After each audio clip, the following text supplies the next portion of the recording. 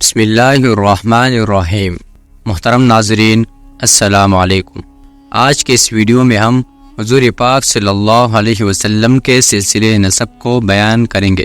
نبی کریم صلی اللہ علیہ وسلم کے نسب مبارک کے دو سلسلے ہیں۔ نمبر 1 پدری یعنی والد کی طرف سے، نمبر 2 مادری یعنی والدہ کی طرف سے۔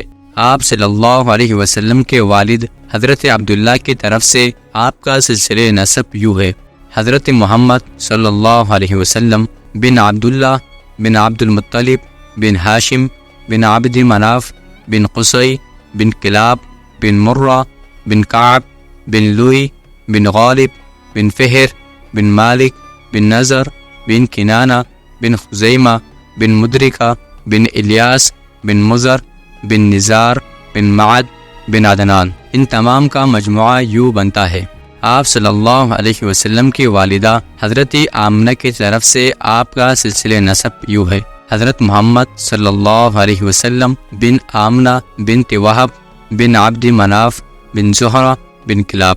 نسب کے یہ دونوں سلسلے کلاب پر جا کر مل جاتے ہیں۔ نسب مبارک کے بارے میں عدنان تک جو تفصیل اوپر ذکر کی گئی ہے اس کی صحت ثابت ہے۔